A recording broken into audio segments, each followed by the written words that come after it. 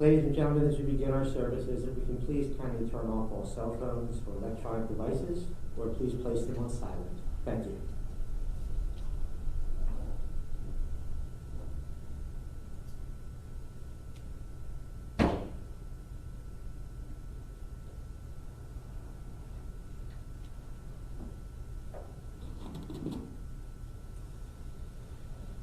We begin our service this morning or this afternoon in loving memory of Judith Weiner with the reading of the 23rd Psalm, a universal prayer of faith and hope. And the words read, "The Lord is my shepherd, I shall not want. He leadeth me to lie down in green pastures. He leadeth me beside the still waters. He restoreth my soul. He guideth me in straight paths for his name's sake. Yea, though I walk through the valley of the shadow of death, I will fear no evil, for thou art with me. Thy rod and thy staff, they comfort me. Thou preparest the table before me in the presence of my enemies, and thou hast anointed my head with oil. My cup runneth over. Surely goodness and mercy shall follow me all the days of my life, and I shall dwell in the house of the Lord forever." Amen. Before our service began just a few moments ago, I had the immediate family, Michael and Helen and Dan, stand with me. And I cut a ribbon that they were wearing on their lapels and on their dresses. This ribbon is an outward sign of mourning. And I explained to them that it's done to show people who may not know that they suffered the loss of a wife, a mother, grandmother, a friend, that they're hurting inside. And maybe if they're not acting quite right or a little bit different, there's a reason why. It's a reason that shows people that there's something going on. The tear in the ribbon represents the tear in your heart. The tear in your heart that you all feel who are here today. There are two very important aspects to realize when we cut this ribbon. One is that you were standing, because we are taught that we try to stand in the face of difficult times the best we possibly can. And the second thing to realize is you were standing surrounded by family and friends, because that's what gives us the strength to go on. And it is important that everyone here today know that they should be a shoulder to lean on for others, as well as others be a shoulder to lean on for them. It's the way community works to help get through a very difficult time. I'd like to read this poem before we actually start speaking about memories. And this poem is called Afterglow. And it says, "I'd like the memory of me to be a happy one. I'd like to leave an afterglow of smiles when life is done. I'd like to leave an echo whispering softly down the ways of happy times and laughing times and bright and sunny days. I'd like the tears of those who grieve to dry before the sun of happy memories that I leave when my life is done."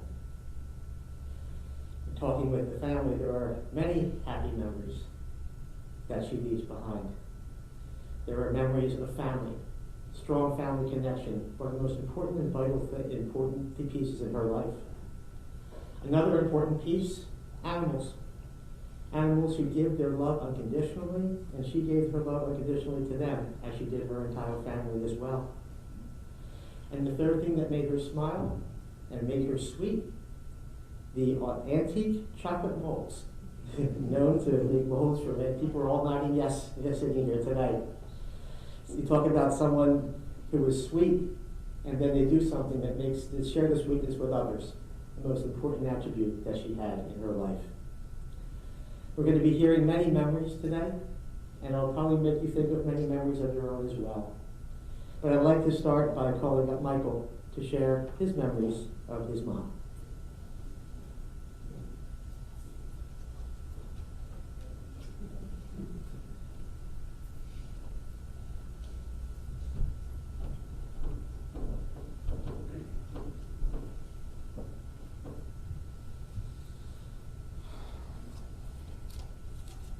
It's only 40 pages.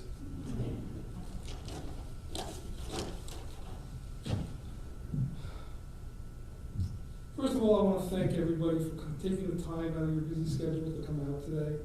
It really means a lot to me and my family, and I appreciate it. When I was first asked to talk at this funeral, I was a little panicky. What the heck am I going to talk about?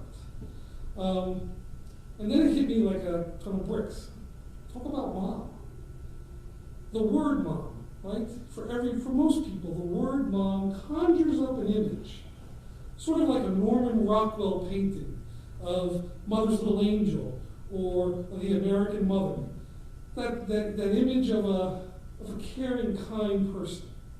And that was my mom. Kindness. My mom was kind almost to a fault, in my humble opinion. And it really knew no bounds. When it came, for instance, there were an insect in the house. My mom, unlike most of us, wouldn't stomp on that insect and kill it. I could hear it now.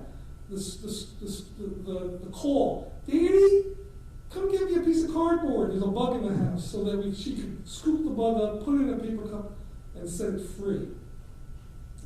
That was my mom. And that, as Mr. Platt here just alluded to, her kindness wasn't just limited to insects. It was she loved cats. I think at one point in our growing up, we may have had like upwards of 10 cats in the house, stray cats. And Mom loved family. That's what Mom was about. It was about the family. She tried to never miss a family event. She loved her grandchildren. Oh, did she love her grandchildren? She took any opportunity she could to have the grandchildren over. And she would, Victoria, for instance, when over at the house, they would watch these crime investigation shows, like 48 Hours. And it wasn't just the watching of the show, because at the end of the show, as my dad and I were reminiscing, it was about a life lesson. You see that nice boy she went out with? He murdered her. Be careful who you go out with. Okay? Know the people that you're with. That was my mom. Okay? It is absolutely, it's just unbelievable that presence in my life is gone at this point in time. She also took the time to teach Victoria how to cook. And henceforward, Victoria is now known as the gravy girl of the family. She knows how to make gravy like there is no other. When the kids would come over, she would make them bring their piano books and practice their piano lessons. And the next lesson with the teacher, invariably, was a great lesson. Whenever I asked them to practice it, yes, Dad. When she got them to do it, their lesson was outstanding. But her dedication wasn't just to her immediate family. It was to extended family. It was to many of the people in this room. And it wasn't just providing moral support. There were times when she provided financial support to some of our cousins. Mom. She owned the holidays. The very word mom to me carries a meaning of holidays. You could park the car on Thanksgiving and you could smell the roast in the oven. You'd open that door and all the smells and the clamoring washed over you like a tidal wave. Mom was about the holidays. Even when my sister and I grew up, we knew that Santa Claus was not real. We'd wake up in the morning and we had to wait at the top of the stairs. And we had to wait because Mom and Dad had to go downstairs to see if Santa Claus came. And so while we're sitting there, we're just chomping at the bit. Mom, and you can hear Mom, oh, and ah. And meanwhile, there's clanking going on because they're starting the fire. They're cooking the sausage.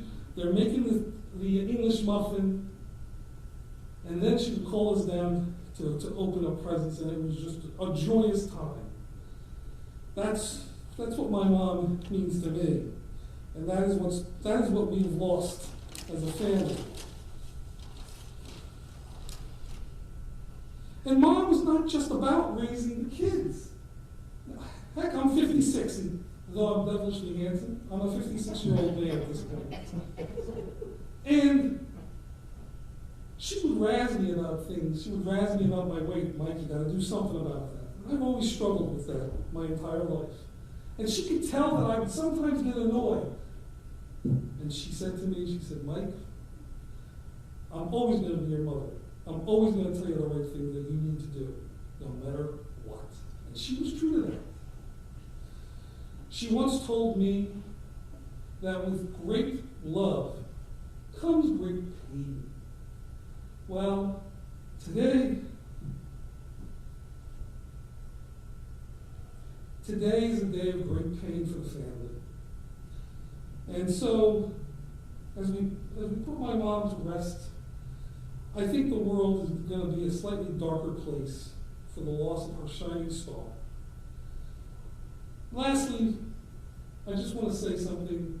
I want to thank both my dad and my sister profoundly. They really, really stepped up to the plate for my mom to make sure her final days were comfortable and she was surrounded with people that loved her. And the same goes for my immediate family, my bride, and my daughter. They all went out of their way for Mom towards the end. So that's all I really have. Thank you for coming again, and I appreciate it greatly.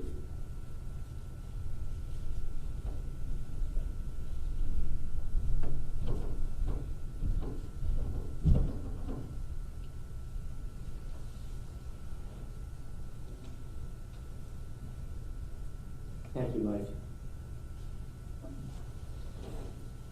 There's a poem by Margaret Mead that reads, "Remember me in your heart, your thoughts, your memories, and the times we've loved, the times we've cried, the times we've fought, and the times we've laughed. For if you always think of me, I will never be gone." So I'm going to ask if Dan can come up and please share his words.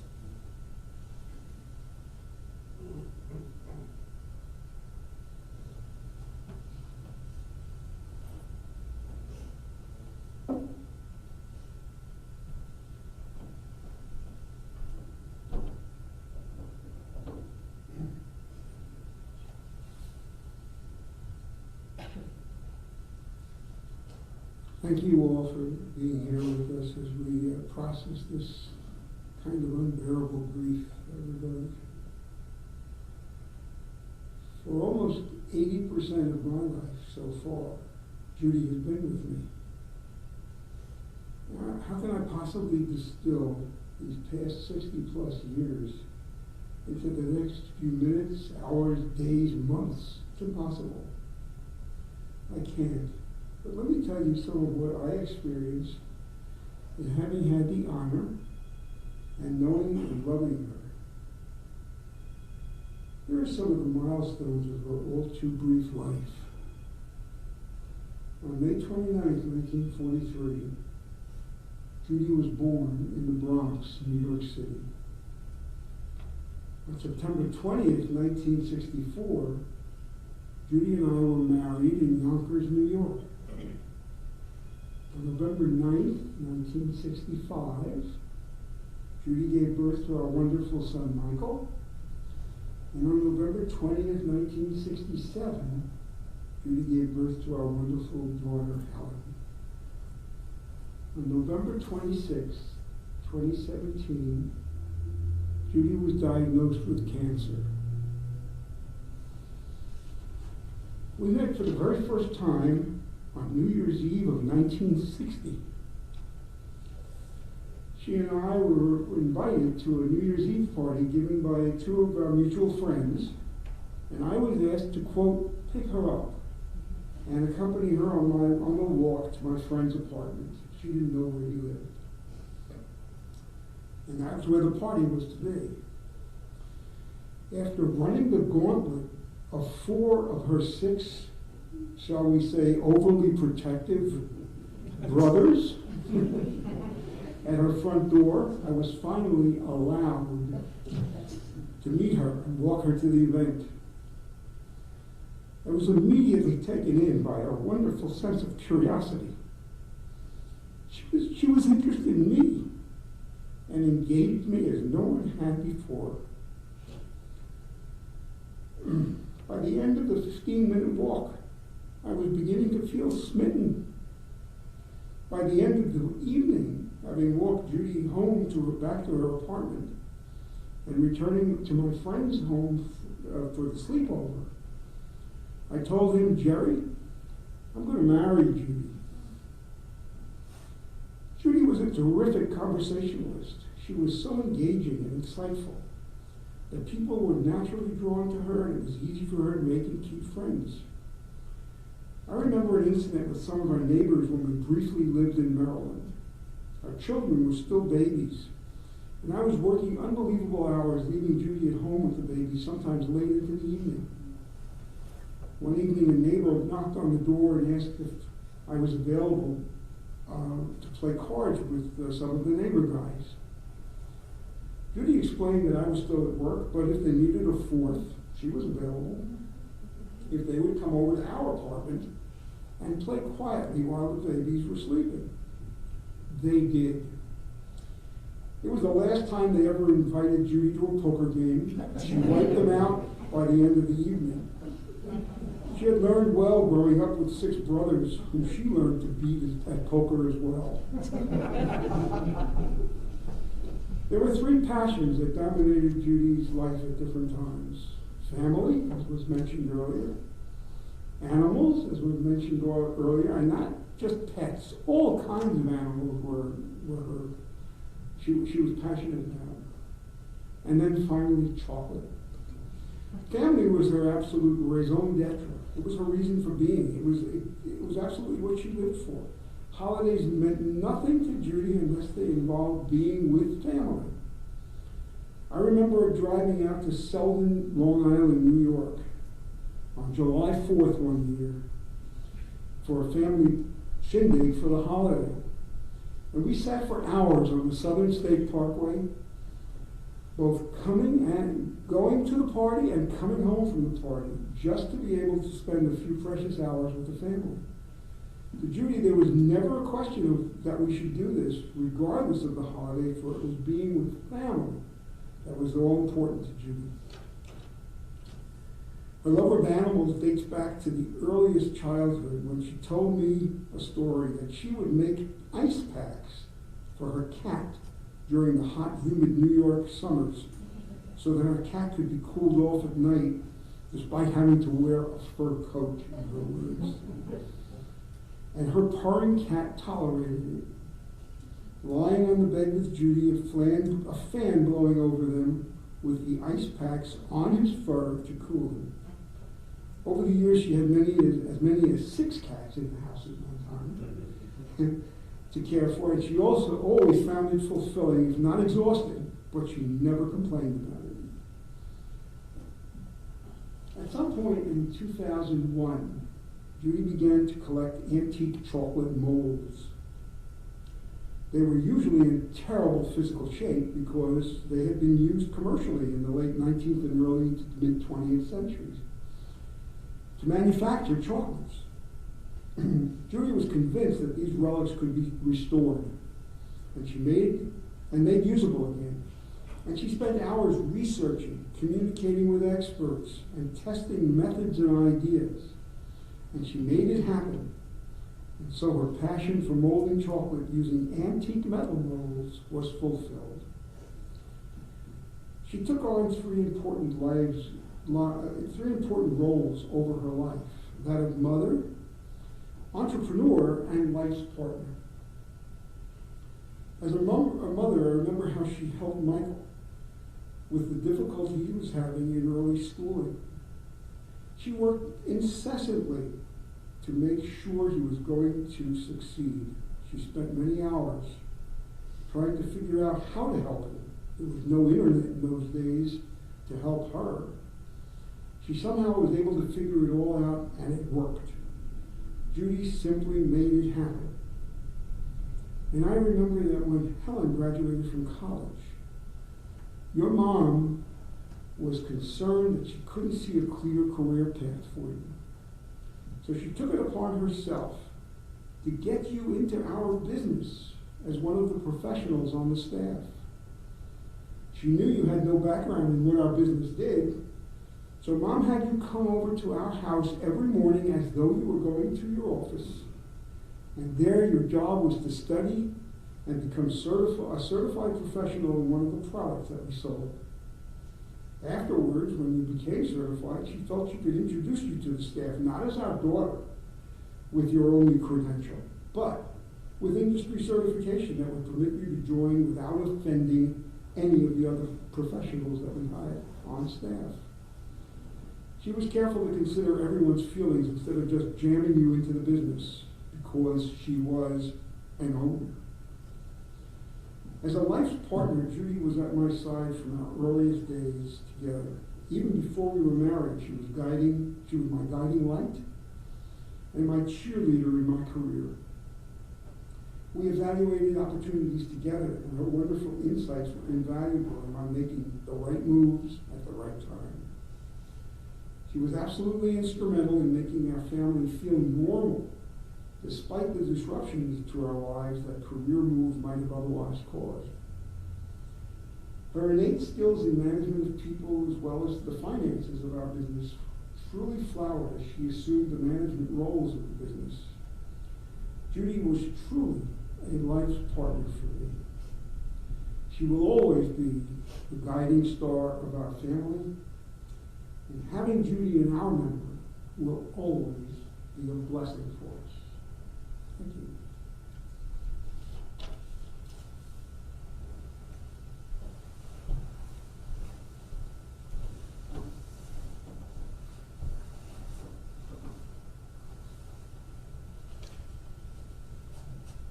Thank you, Dan.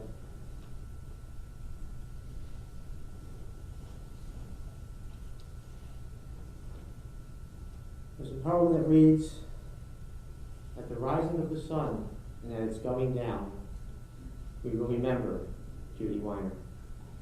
At the blowing of the wind and in the chill of winter, we'll remember a loving wife. At the opening of the buds and the rebirth of spring, we'll remember a loving mother. At the blueness of the skies and in the warmth of autumn, we remember a dear grandmother. At the rustling of the leaves and the beauty of autumn, we will remember her. At the beginning of the year and when it ends, we will remember her. As long as we live, she too will live, for she is now a part of us as we remember her. When we are weary and in need of strength, when we are lost and sick at heart, when we have joy we crave to share, when we have decisions that are difficult to make, when we have achievements that are based on hers, we will remember her. As long as we live, she too will always live, for she is now and will always be a part of us. As today and always, we remember Judy Weiner." I'm going to ask if we can all take a moment of silence to remember how Judy touched your lives.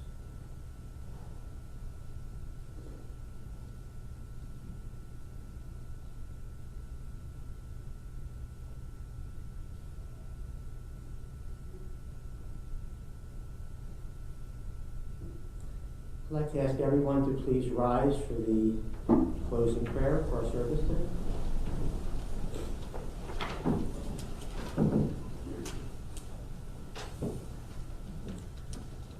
This prayer reads, "O God, full of compassion, thou who dwellest on high, grant perfect peace under the sheltering wings of your presence among the holy and pure to your beloved wife, mother, grandmother, sister, and friend, Judith Weiner, who is gone to her eternal home. Master of mercy, we beseech you, remember all the worthy and righteous deeds that she performed in the land of the living, and may her soul be bound up in the bond of eternal life. Be thou her possession, and may she always rest in peace, as we say together, Amen." You may be seated. From here, our service will continue to Locustwood Memorial Park, and we'll ask anyone who'd like to make a contribution in Judy's memory, maybe to the Voorhees Animal Orphanage on Cooper Road in Voorhees.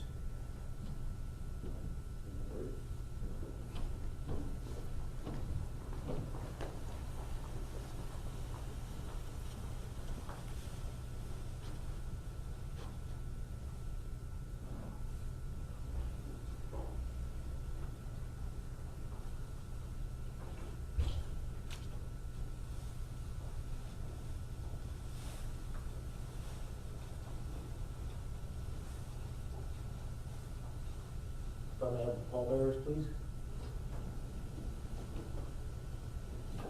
John, one. That's the first one. Second Peter. Your previous. Sir, we're going to reply to you there. Right in between the two down here, sir. And you'll get the third sheet right there. I would ask you to rise once more.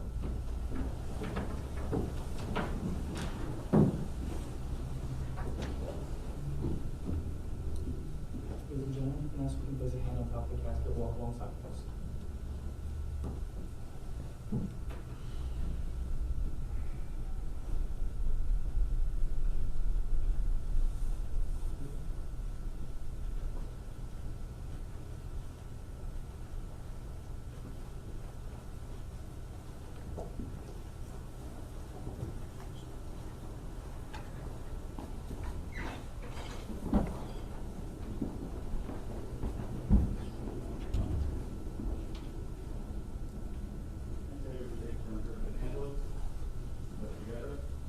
I'll ask everyone to please be seated and move to your rows to